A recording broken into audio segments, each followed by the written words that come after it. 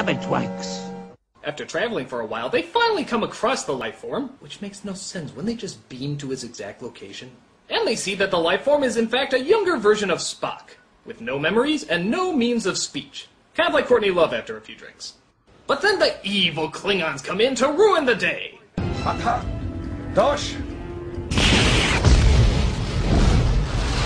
Come on, Pooh! Jotaner! Now who are we gonna eat? It's prisoners you want. There are life signs on the planet. Perhaps the very scientists you seek. So the Klingons beam themselves down to the planet where the others are. Several miles away from where the others are. You know, the logic behind teleporters doesn't make much sense. And here's a fun little development. It turns out Spock is going through Pun Far, which Star Trek history suggests that Spock has to mate with something in order to survive. Oh my. Well, this can only mean one sizzling conclusion. Oh yeah. Time to do the Spocker.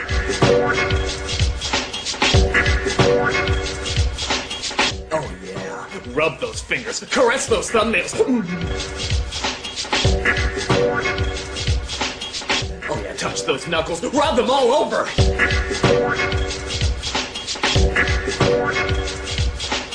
Now rub the inside of her wrist and gently work your way around to it. You know, this isn't very sexy. I mean, is this really all we see? This is Star Trek! We've seen Kirk make out with God knows how many ladies, and yet for Spock, we get sort of this E.T. sex? I'm sorry, I thought we'd get something more steamy! Yeah, look! Spock! Let the Klingon in and ruin the... Oh, let's face it, they didn't ruin anything. I've come a long way for the power of Genesis. Genesis? And what do I find? A weakling human, a Vulcan boy, and a woman. Sounds like the beginning of a joke at a sci-fi con. Federation starship approaching. Bring me up. So Lloyd goes back up to his ship and gets ready for battle.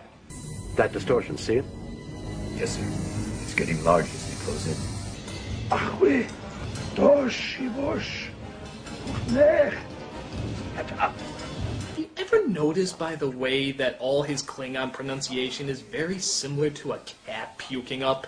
Neh. The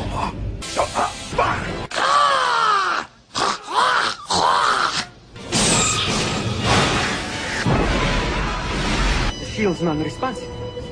Scotty, the automation system's overloaded. I didn't expect to take us into combat, you know. Oh, yeah, because stealing a starship and being hunted down by the entire Federation would ever put you in a situation where you need to defend yourself.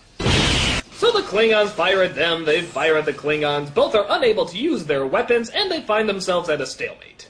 And this leads to probably one of the most senseless, disturbing, yet emotional death scenes that has ever come out of any Star Trek film. Ballsack! No! Precautionary, Mr. Chekhov.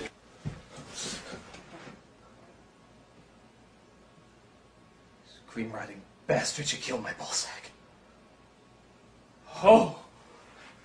You screenwriting bastard, you killed my ballsack! Oh! You murdered and maimed a totally pointless character! Oh! Oh, and Kirk's son gets killed as a means to force him to surrender. It's very tragic, but you screenwriting bastard, you killed my ballsack! Oh! Nobody told me this was gonna be like Marley and me in space! I'm sorry, I need a minute to recover from this. Here's some products whoring themselves out for your pleasure. Screenwriting bastards, you killed my ballsack. Oh, my ballsack! Yeah, I'm on a drug culture machine. It's not available. If you try it once, you will die. Your face will melt off in your total evil, your tortured body, over your tortured body. You love to party. What's not to love? The run I was on made Jagger and Richard look like droopy-eyed armless children. That's how I partied. That's how I partied. I was banging 7-gram rocks. That's how I roll. Winning. I had one gear. Go. Epic. Winning. Are you bipolar? I'm by winning. When with victory everywhere. I'm on a quest. We're gonna win everywhere. Right every single wrong. Right every wrong. I'm a total freaking rock star from Mars. Come on, bro. I got tiger blood. You bottle my brain and feel like, dude, can't handle it. Win here, win there, win everywhere. I've got a list, got me so this. From the epic win to the desperate that win this. Chicken nuggets, bubble gum, pretending to text to avoid someone. Slow dancing, slow dancing, breaking the rules of the Geneva Convention. Weak. Adonis blood, violent love, giving needed women caresses and hugs. Childbirth, calling birth, take your weakest verse. Duh. Winning. I was banging 7-gram rocks. That's how I roll. Winning. I had 1 gear, go. Epic. Are you bipolar? I'm fight. Winning. Win here, win there, win everywhere. I'm a total freaking rock star from Mars. Come on, bro. I got tiger blood. You bottle my brain and feel like, dude, can't handle it. Win here, win there, win everywhere. Okay. I think I've recovered. So, as you can imagine, nothing can top the dramatic explosion that was the death of Dear Balzac. They've reached the height of dramatic tension, people. There's no way they're going to top it. The best we get is the blowing up of the Starship Enterprise as soon as the Klingons get on board. And the heroes watch from the planet. Ooh, but we'll bring back Balzac! Actually, the blowing up of the Enterprise is pretty epic, and they give it a lot of weight, too. I especially like the build-up when Lloyd puts together what the self-destruct countdown means. The ship appears to be deserted, How can that be? They're hiding. but the bridge seems to be run by computer. Let me hear. 9, 8, 7, 6. Move! Get out! Get out of there!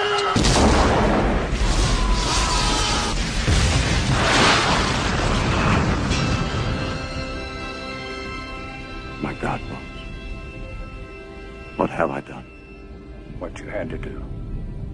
What you always do. Turn death into a fighting chance to live. Could sum up his whole career with that line. So they find Spock and knock Christie Alley and try to save them. However, they're still without a ship, and the planet's about to blow. So he makes a deal with Lloyd. I have what you want. I have the secret of Genesis. Genesis? You're gonna have to bring us up there to get it. Fight my pointy aqua tire head. Drop all weapons! Smoke! So you chew! So he beams most of the team aboard, but leaves himself, Kirk, and Spock on the planet. You fool, look around you! The planet's destroying itself! Yes, accelerating, isn't it? If we don't help each other, we'll die here! Perfect! Then that's the way it shall be. Okay. Sorry, I wasn't meaning to attack you, but then the ground raised up and, well, I just decided to own it.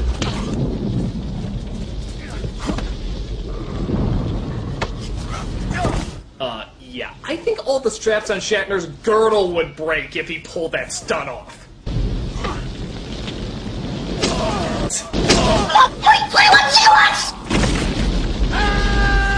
So he hangs him off a cliff and finally does him in.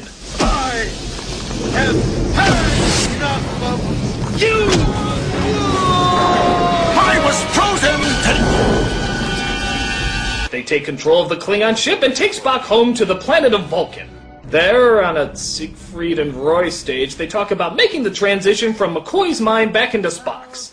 What you seek has not been done since ages past, and then only in legend. Your request is not logical. Forgive me, Talar. My logic is uncertain where my son is concerned.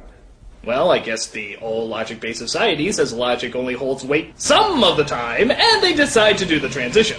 Spock wakes up okay and walks around in a robe from a spa. I have been, and ever shall be, your friend. Yes. The ship.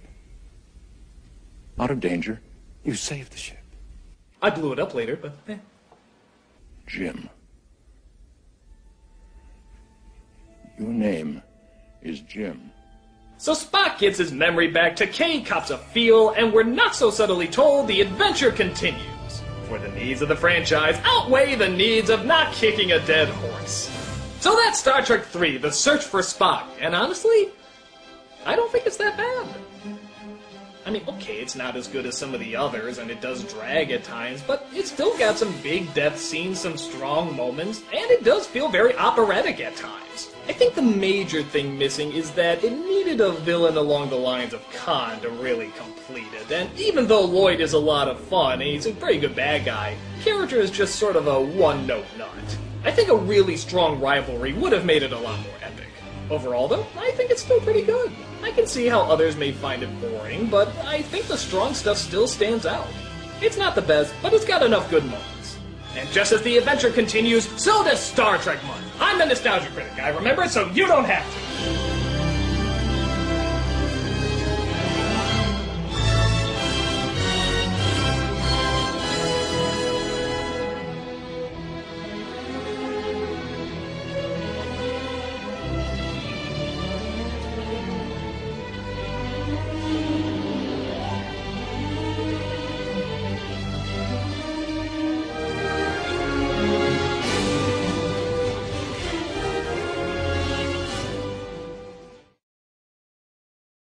Genesis